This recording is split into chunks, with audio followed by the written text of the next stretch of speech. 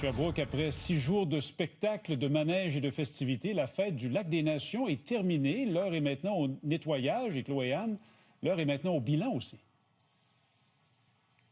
Tout à fait. Donc aujourd'hui, j'ai été voir le site, c'est au parc Jacques-Cartier à Sherbrooke, et puis on voyait vraiment les chapiteaux être démontés. Il y avait des tracteurs, un peu de nostalgie aussi. C'est sûr que ça a regroupé quand même, ça a rassemblé 150 000 personnes. Donc des Québécois d'un peu partout, notamment de l'Estrie qui étaient là, qui ont assisté à des spectacles, on le rappelle, de Roxane Bruno, de Mélissa Bédard. Et là, la soirée de jeudi, ça a vraiment été noir de monde. C'était monstre la participation parce qu'il y avait un groupe de métal ontarien, 3 Days Grace, qui a attiré aussi beaucoup de monde. L'enjeu, ce qu'on m'expliquait du côté des organisateurs, c'est souvent la météo, comme mardi et samedi, où on a une petite frousse pour l'équipe. Mais sinon, une très belle participation. Et puis, peut-être aussi quelques critiques au niveau des tarifs, des billets de 50 $ au moins, allant jusqu'à parfois 150. Paris réussit pour la 45e édition de la Fête du Lac des Nations. Pendant 6 jours, près de 150 000 festivaliers ont franchi les portes du parc Jacques-Cartier, confirmant une fois de plus la popularité de l'événement. Notre grande soirée, évidemment, jeudi avec 3 Days Grace, qui a été une très, très, très grande soirée.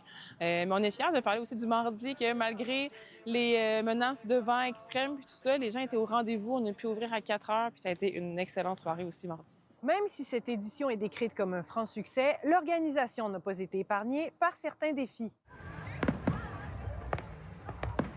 On peut dire que notre plus grand enjeu la dernière semaine, ça a été la météo. Bien sûr qu'on est un festival extérieur, qu'on est très, très, très dépendant de ce qui se passe dans le ciel. Donc, c'est sûr que mardi puis samedi, on a eu certaines petites frousses. Mais nous, on se déploie, on a un plan de mesures d'urgence s'il y a des situations en particulier pour que tout le monde soit bien en sécurité. Mais au total, ça s'est très bien déroulé cette semaine.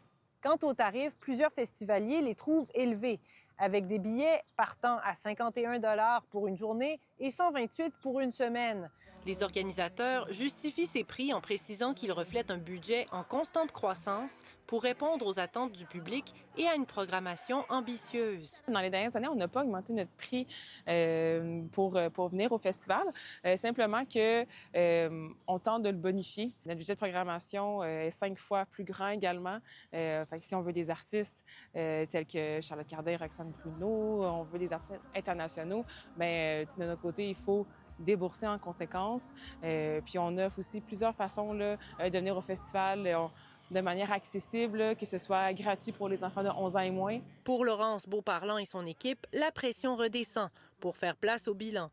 Car au terme de ces 6 jours de spectacles et de fêtes, c'est aussi le temps de faire le point en vue de la prochaine édition à préparer. Chloé-Anne Touma, TVA Nouvelles, Sherbrooke. Maintenant, qu'est-ce qu'on retient pour la prochaine édition? On a pris des leçons pour tout ce qui est de la logistique au niveau des stationnements, l'accueil des gens, aussi la météo, justement, comment on va surveiller tout ça. Mais ce qui est intéressant, c'est que ça a été une participation très inclusive, autant au niveau des bénévoles, des organismes qui ont participé, que de la programmation. Donc, on prévoit une programmation de plus en plus ambitieuse. On veut des spectacles de variété, vraiment, pour tous les goûts. Donc, c'est ce qu'on prévoit continuer d'offrir aux visiteurs les années prochaines. Merci beaucoup.